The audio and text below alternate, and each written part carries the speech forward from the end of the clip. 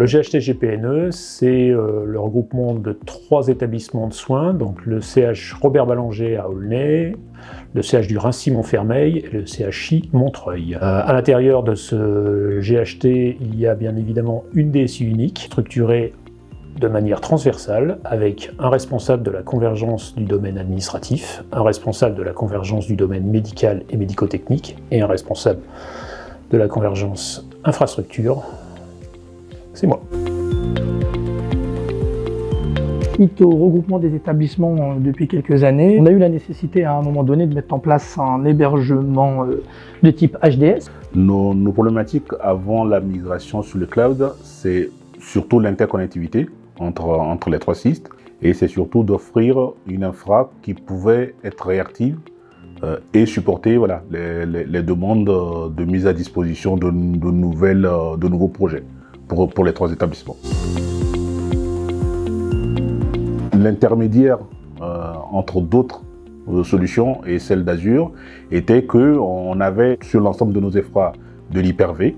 Donc la plupart des administrateurs étaient habitués en fait à cette plateforme, et donc on trouvait que c'était assez judicieux d'aller vers cette continuité. Avec les problématiques d'annuaires distincts, d'interconnexion et de projets communs à mettre en service dans un délai contraint, le passage par Azure et Office 365 nous a semblé la voie la plus rapide et la plus cohérente avec nos environnements.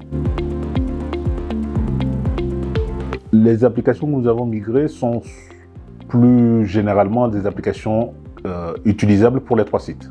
Donc qu'on a ou des nouveaux projets, voilà, pour les 3 sites, ou des mises à jour ou des refontes en fait d'infra qui permettent en fait d'offrir cette possibilité d'accessibilité des sites vers le cloud et aussi de l'extérieur vers en fait les applications mises à disposition. Donc aujourd'hui on va dire essentiellement tout ce qui est MS Santé, des applications qui doivent reprendre en fait à la prérogative HDS, Explore Web, donc pour la radio. On a la mise à disposition des résultats de laboratoire qu'on a aussi mis dans le cloud.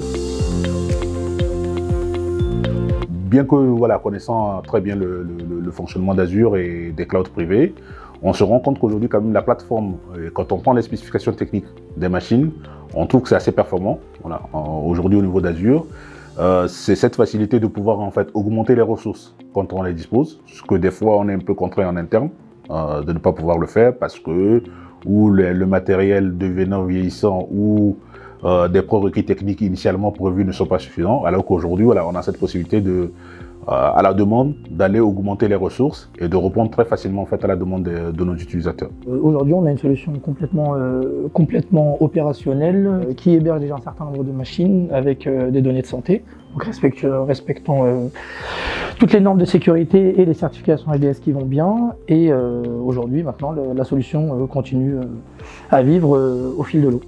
Donc il faut considérer en fait la plateforme comme on va dire un 4e site de GPNE. On a d'autres projets d'externalisation qu'il ne faut pas oublier, c'est qu'on était 3 sites complètement différents avec une infrastructure spécifique sur chaque site. Faire une refonte alors qu'on est en train de faire une migration commune reste assez compliqué. Donc aujourd'hui, voilà, c'est une alternative d'avoir cette hybridation, de conserver une partie en local et une autre partie en fait dans le cloud. Et c'est surtout aussi de donner la maîtrise à nos équipes de cette infrastructure qu'on externalise. Tous les projets qui vont nous demander aujourd'hui de répondre en fait à l'HDS vont nous amener en fait à les externaliser dans le cloud.